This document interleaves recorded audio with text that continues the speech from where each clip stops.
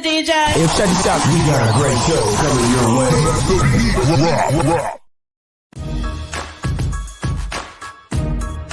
From the ECSI Sports Studios, it's the Midday Market Report with Jeff Dawson.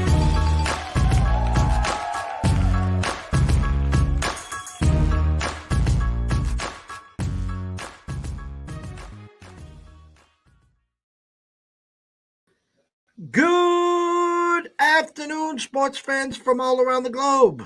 I am your host, Jeff Dawson, East Coast Sports Investors, and this is your Midday Market Report for Friday, December 30th, 2022, the last Philly special of the year. Blessed and honored to have a great friend and colleague in the house, as I like to say, PA in the house. We're going to break down what's going on in Philly land. Is it Minshew time again? The number says to me it's Minshew time, but maybe he's got something up his sleeve with Jalen Hurts. As we saw last night, Dallas did win against the JV squad from the Titans.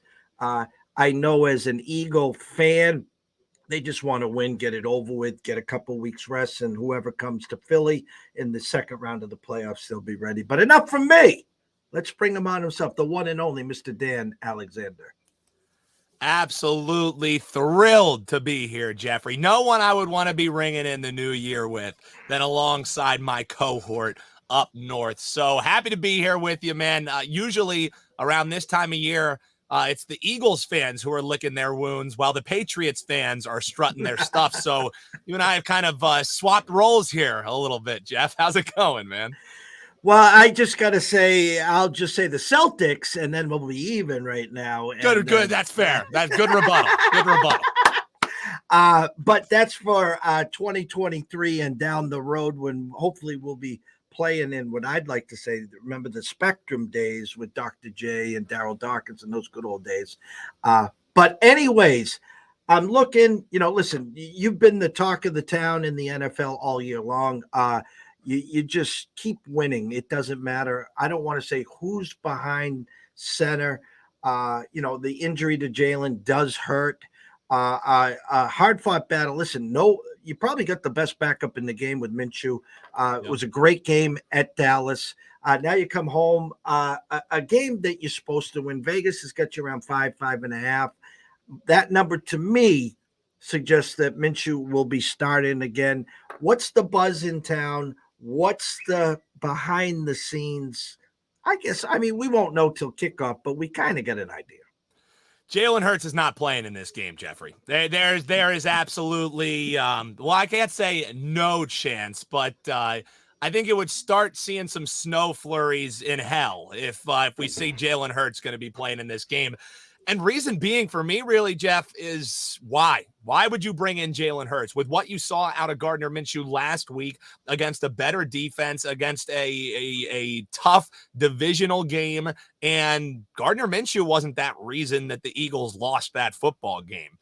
You might turn around and look in the backfield and say, hey, Mr. Miles Sanders, you got the fumbleitis, and that is really what ended up costing the Eagles the game. But the fact is, Jeffrey, you can't turn the ball over 4 times in a football game and win that football game. That is why I'm more encouraged than anything. Did I want to beat Dallas? Sure. Would it have been a great Christmas treat? Awesome. But I also was smart enough, Jeff, that I had a ticket in my pocket on openers with Dallas laying the 1 because I knew that it was just a game that they were probably going to win before anything even happened with the quarterback situation. Perfect spot for Dallas. Eagles kind of coming off of a rough game against the Bears. So it was a slam dunk Dallas spot. So I was looking to them all week long. However, they turned the ball over 4 times in the game, Jeff, and still have a chance from the 20-yard line to get the ball in to win the game. Jalen Hurts is playing in that game. The Eagles probably win that game, and they probably win that game by margin, as a matter of fact, because it's just a different team. However, still at the end of the game, because of what they have, we talked about this dynamic duo of A.J. Brown and Devontae Smith and Dallas Goedert coming back. I think we're going to be seeing a big game out of Dallas Goedert this week against the Saints team that typically struggles against tight ends. But we'll get into the specifics of this game in just a few, because just looking back, I don't think the sky was falling at all with what I saw in that Dallas game. I think the biggest concern is just these injuries starting to pile up for the Eagles. And with how healthy they were all year long, and also what a terrific turnover generating team they were all year long, those are two things that we know from handicapping and watching this league the better part of our life, Jeff. You're going to regress to the mean when you're talking about turnover ratio, when you're talking about staying healthy. It's not exactly random, but it's also not a perfect science. On this team is great. There's a lot of luck that goes into turnovers. Bad luck for the Eagles last week. If they can clean up the turnover department,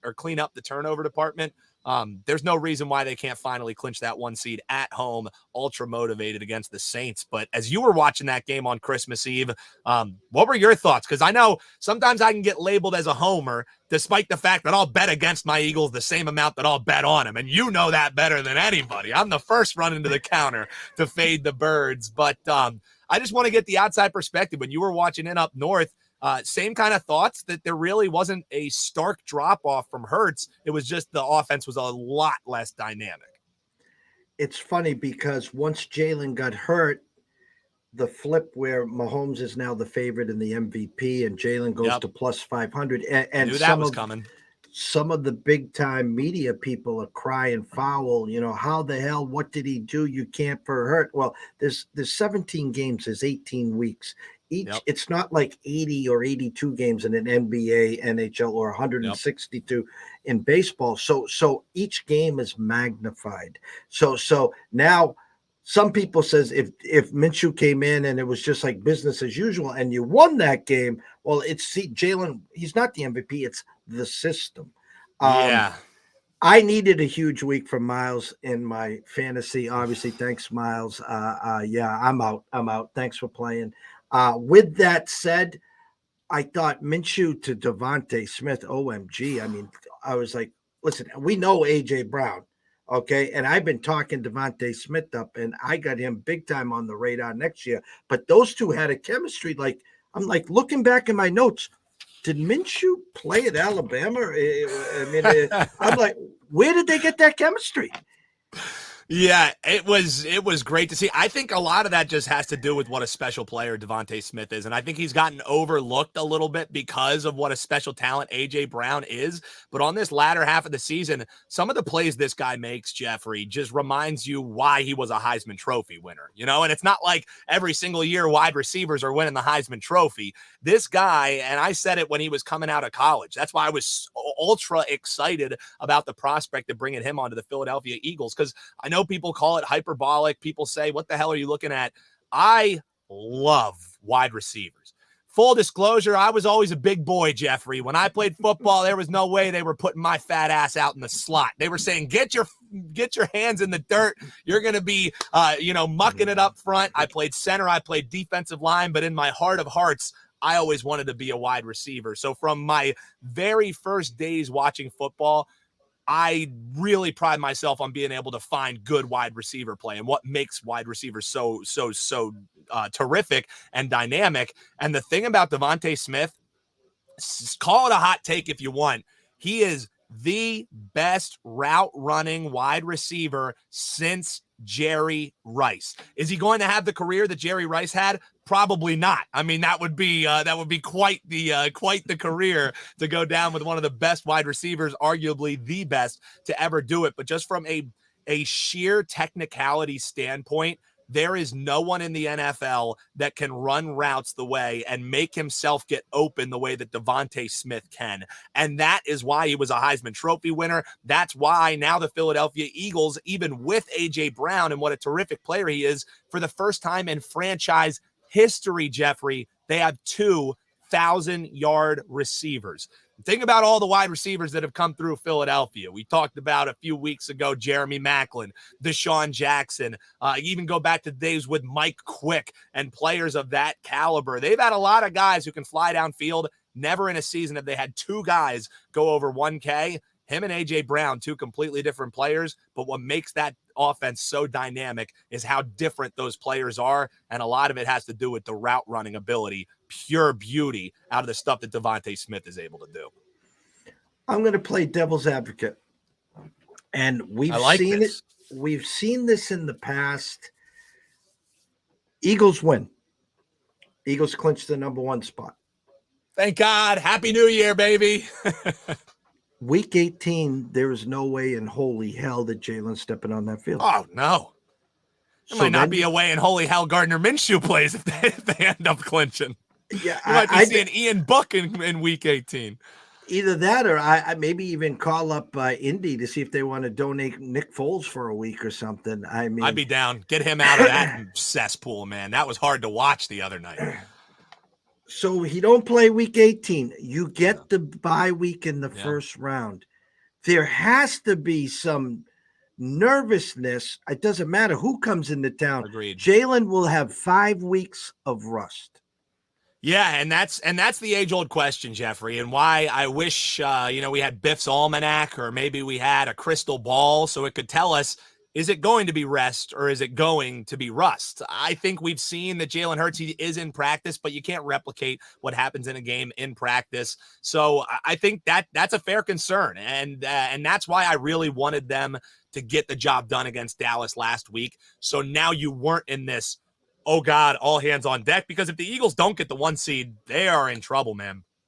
And putting my tinfoil hat on, as I like to do, Jeffrey, there's nothing more than the NFL would like. The Eagles not clinching the 1 seed, making week 18, this week that they added on to the end of the season, ultimately important across the entire league. And oh yeah, maybe some weird things happen for the Giants, and their playoff hopes hinge on a game against the Philadelphia Eagles, flex it into primetime week 18. That is one of my biggest concerns for them not being able to beat the Saints. I'm not saying that the game is rigged or the game is fixed, but would there be some element of the NFL when they decide their officials, hey, what's an officiating crew that would greatly benefit a Saints team? Maybe it's a team who doesn't call as many pass interferences. Maybe it's a team that really calls a lot of offensive holding penalties. So I'm not saying that the NFL would full on rig a game. I think that stuff is balderdash. I think it's stupid. I think it's ridiculous when people are talking about how these things are fixed. However, with how officiating is set up, and the fact that it is a union that has basic impunity from the NFL and they're able to put him at arm's length, just saying, if we were able to get, like card props like in soccer, I would probably put the bad call number in this Eagles and Saints game around 8.5. And I might be leaning to the over is all that I'm saying, Jeffrey, in that department. And that's something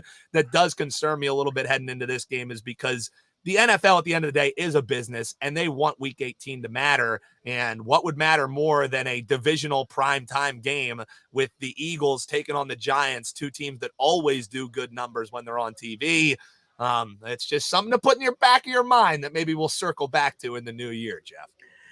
And we're the same way back here for all the Pats Nation guys. They control their own destiny. A win against the Dolphins without Tua on Sunday, 2.5-point favorites, and then they got to travel to Buffalo. Now, will Buffalo have the number 1 seed? Will Buffalo be resting players, or will Buffalo need that for a number 1 seed, or actually the number 2 seed? We'll see what happens on Monday when they face Cincinnati. That's going to be game of the year, man. I can't wait for that game. That Buffalo Cincinnati game, man. If you take your phone off the hook, cancel all your plans, tell everybody, forget it. I'll see you next year for New Year's, because on the 2nd, man, am I going to be glued to that set. That is a super interesting game, and I don't know. I think I might be leaning Joe Cool and the Bengals as almost like essentially a home dog. If a 1.5 pops, my ass is teasing them up to 7.5, and I can't do it quick enough, Jeffrey. I mean, what does Joe have to do? I mean, go to the Super Bowl year 1, and there's no one hotter right now than that team. I mean, it doesn't matter. 20-3 against the number, this run that they're on, Jeff. 20-3, Joe Burrow and the Bengals. I mean, we might be witnessing one of the greatest all-time ATS runs, man, since that, the Chargers back in the 90s when they started 0-4 and then just kept getting underdog love. I wasn't a believer at LSU. I wasn't a believer for most of last year. I thought the playoff run, they got lucky in Tennessee. Yeah. They were gonna lose in Cincinnati. I mean, in Kansas City until Patty Mahomes right before the half pulls a tantrum and gets his own way and had the lead in the Super Bowl, and then they cough it up. But struggled early this year, but then they're just rolling there. And the difference between the Bengals, the Bills, and the Chiefs, Cincinnati can move the chains. They can hand it off to Mixon. They can give it to P. Ryan.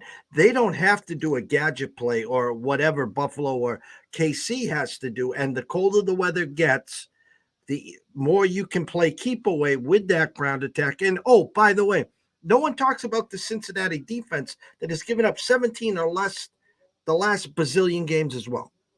Yeah, and they're doing all of it with arguably maybe the worst offensive line in the NFL with injuries stacking up. So that's why I give my man Joe Cool. I think I didn't even plan this, but I got my Joe Burrow shirt on, baby. I'm a card carrying member of the Joe Burrow Society, baby. So yeah, I'm always rooting for them. But yeah, I had to go off topic there a little bit. Second, you brought up that Cincinnati and Bills game because man, am I excited for that one. Your sweatshirt, Nittany Lions in the granddaddy of them all, playing the Utah Utes. As I have said on all the shows this week, I'll say it again. Once Penn State lost to Ohio State and Michigan, the best case scenario is exactly where they are. They're in the Rose Bowl against a Utah team that started the year losing in Florida, upsetting USC at home with a 2-point conversion, then losing. So they're not at a bigger bowl, but you can't get bigger than the Rose Bowl. I saw twos. Money's coming in on Penn State. I'm seeing 1.5s. 54, 28. I'm sorry, 52. A 28-24 is what Vegas is telling me right now. I've been on Utah the whole time, and I'll be lying if I'm not telling you the truth right now. I'm starting really to lean to Penn State.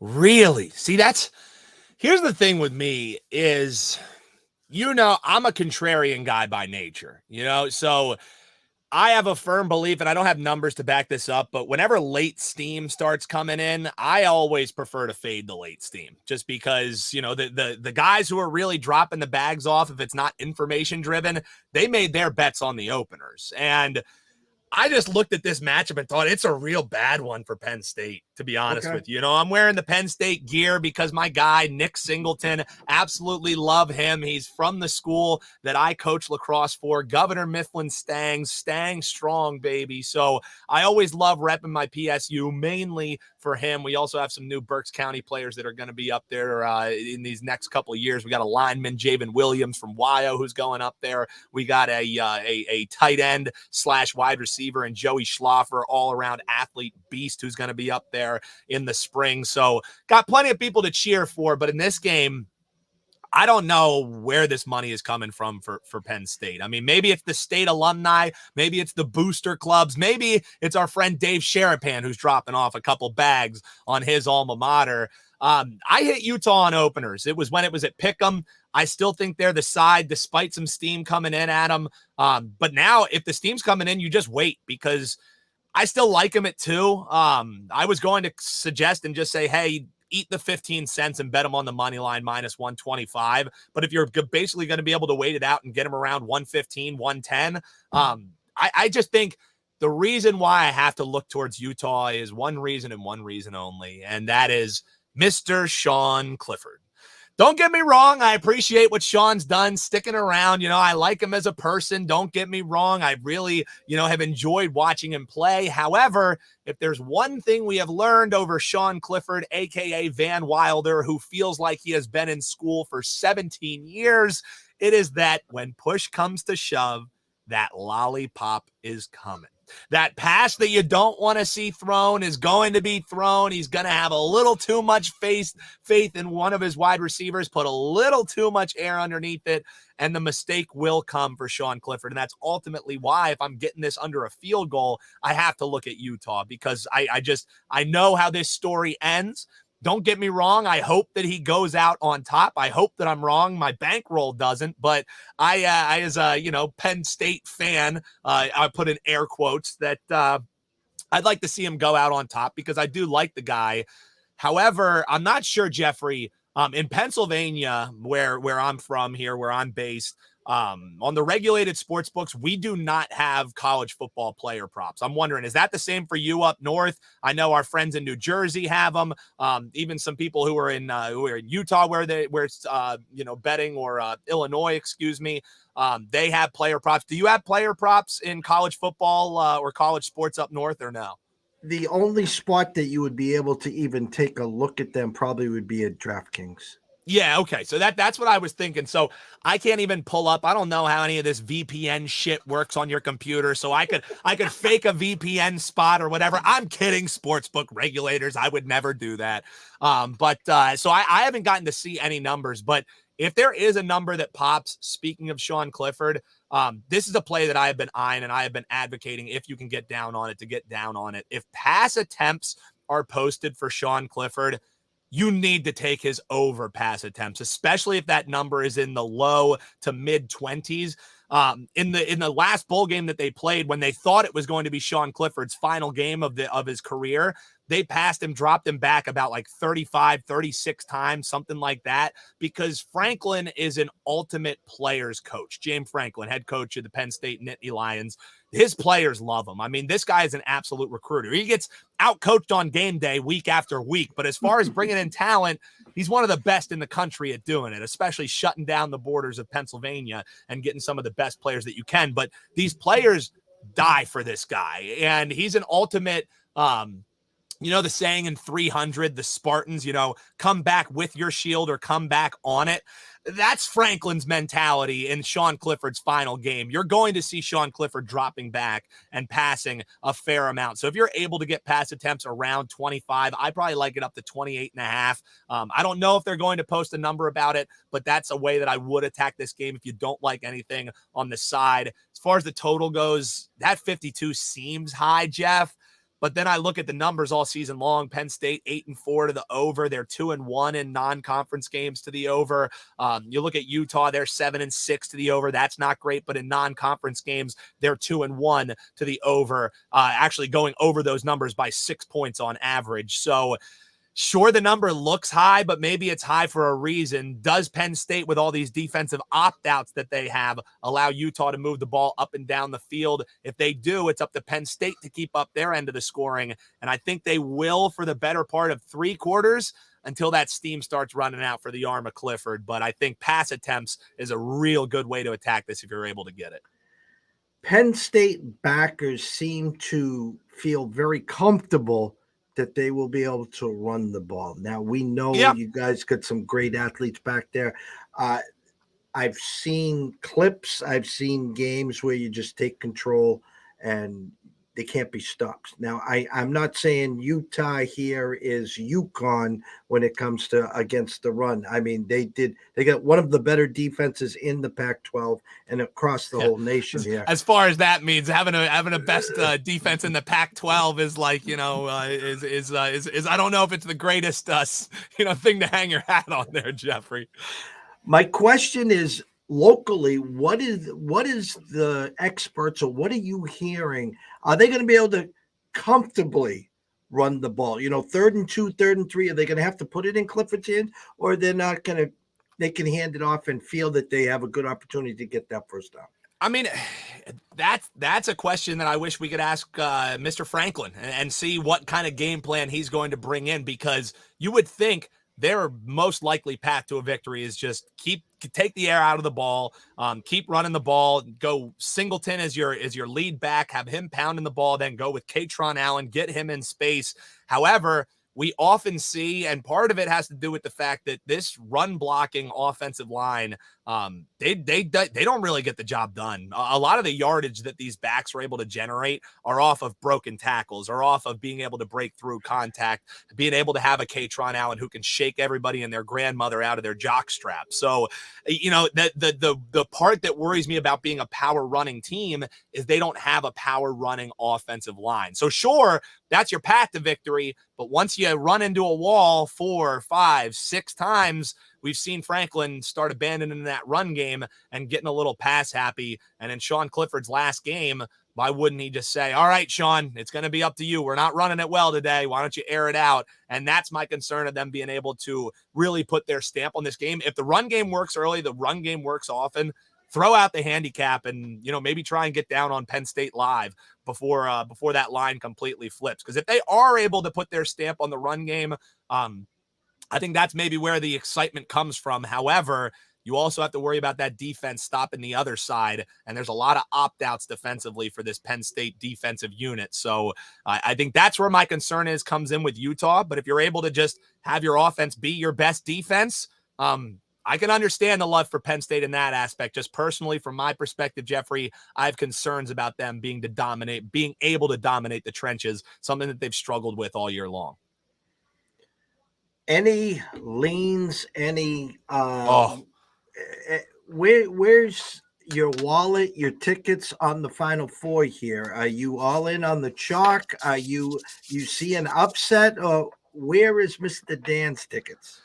So, contrarian in nature, I love fading these Big Ten teams. I just did it with a team that has on my damn shirt. I'm wearing my heart on my sleeve, and I'm fading them, Jeffrey. So, at that nice plus price, I got to have a little sprinkle on TCU. You watch these interviews with Duggan, man, and this guy, is there anybody who wants to win this game or win a game more than Duggan does for this team? I mean, he was gutted after what happened against Kansas State. Now he has a chance to put his stamp back on it. And here's the thing is, until Harbaugh for president started trending this past year, everybody wanted that guy gone. You know what I mean? He was persona non gratis. Nobody wanted any Harbaugh stock. Everybody was selling him up the river. And now, because of the season that they put together, now we're all enamored with him. I don't know. This big game, I think, is going to be a little bit closer than some people think. On the other side of things, I'll be shocked if Ohio State keeps it a 4-quarter game with Georgia. I mean, there's a reason Georgia's the chalk. There's a reason why all season long Georgia has just been able to roll out. Like, it's the ultimate question: how many points can you get from Ohio State? If Ohio State can't go north of 17, it's a blowout. You know what I mean? Like, they are going to have no chance at staying competitive. So come college football playoffs, Jeffrey, I think you Big Ten fans might be getting a little bit of agita because, I think that there's at least enough motivation for TCU that's a throw out the record kind of game. And the only way that I would be looking towards is the underdog. I know a lot of people think I'm crazy for that. I know what Michigan's done all year long. I know what they're able to do in the run game. However, they'll be missing a big piece of that run game with the running back injury that they had heading into this game. So I still think there's enough depth behind it. Michigan probably ultimately wins the game. But, man, is that plus money pretty attractive. I got to put a little sprinkle on that, man. Last question I'm going to have to you, and I'm just going off of social media. I'm going what I'm seeing, whether it's on TikTok, Instagram. What the hell is James Harden seems to be putting together his swan song and already telling the world that he's thinking about setting up shop next year in Houston. Coming back for the reunion. I didn't know Drexler, Olajuwon, and a few others would be meeting him at the airport there. My question is, how's Philly, how's the 76ers taking this? Is it just he's just yakking? Or are you taking this as a serious thing as, hey, pal, we got a year here before you can talk about free agency opting out and going back to Houston or wherever the hell you're going. Don't worry. We'll open the door for you. Start stepping. What the hell's going on there? I didn't even know the NBA season was going on, Jeffrey. There's an NBA season. There's a team in Philadelphia. I didn't even know that was happening. No, all joking aside, if if the Eagles weren't the number one seed in the NFL, man, sports talk radio would be all abuzz about Harden. We told you, prima donna this, prima donna that. He's not going anywhere this year. It's chatter. It's whatever. You know how I felt about this Sixers team. We know how this story is going to end. When they get into the playoffs, they're going to be up 3-1 or 3-2 against somebody. They're going to end up pissing it away, and then Harden can ride off into the sunset. Go to Houston, man. Have fun, whatever. But you're stuck here with all of us. What do they say in Christmas Vacation? The jolliest bunch of assholes this side of the nut house. You're stuck with us for the rest of the season, Mr. Harden. You ain't going to Houston just yet. So I think he did a good job kind of trying to distance himself from it. Those reports are always going to happen. I think you're going to be hard pressed. You poll anybody on the street here in Philadelphia, I think you're probably going to get the same reaction. Wait, Harden who? Don't you know we have a game against the Saints? We're trying to get the 1 seed here, Jeffrey. So I think that's where most of the attention's lying. Not much worrying about what's happened with James Harden in a year so he can go to another team and not win a championship. So, We'll address that the Monday after the Super Bowl. How's that? Yeah. Well, no, I'll probably be at the parade. So we will we'll address that maybe the week after that. Scroll has been going the whole time. You can find him at Newbie Talks, at Bet on Lacrosse, at the Cash Consideration Show, Wager Talk, 8:30 a.m. WEEU Premier Lacrosse. Dan, tell everyone where to find you, what you got up your sleeve for 2023 and beyond.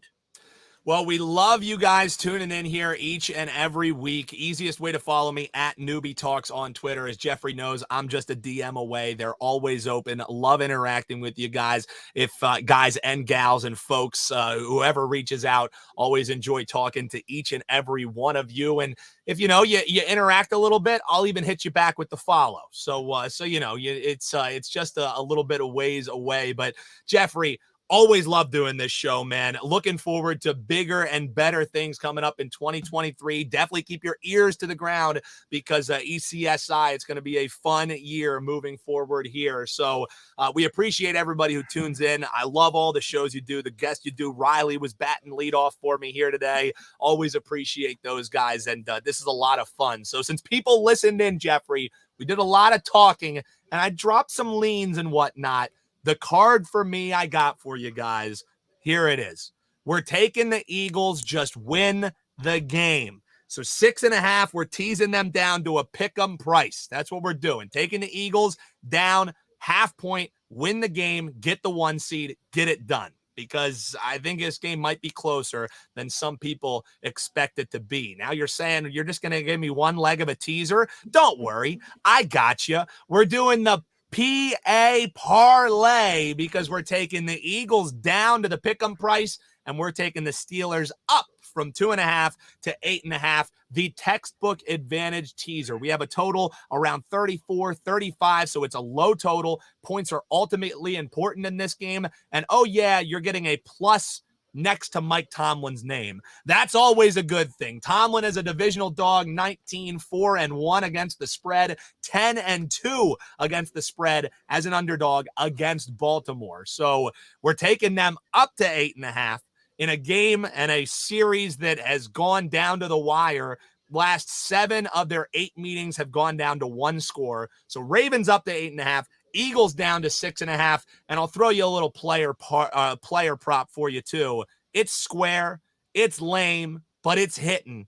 Justin Jefferson over 95.5 receiving yards. He wants that 2K, baby. So we got the teaser, we got a player prop for you there, and we also have that nice heavy lean on Utah money line. So little actionable info for the folks that stuck around as we cash the over yet again here on our weekly trip, Jeffrey. Well, we will be back in 2023. As I like to say, we will see you next year. Obviously, our eyes will be glued to the Rose Bowl. We'll be glued to Sunday football, hoping your Eagles obviously get the number 1 seed, get a few more weeks of rest, start to get healthier, sit back, wait who's coming in the second round. We will definitely make sure that we catch up to you as the playoffs progress on a week-to-week basis, and we will stay far, far away from the 76ers and James Harden till maybe the NBA All-Star break. How's that? We'll see. From myself, Jeff Dawson at EC Sports Invest, from the one and only Dan Allen Alexander at Newbie Talks. We wish everyone a blessed day. If you have any comments, questions, concerns, you can find either one of us on our timeline.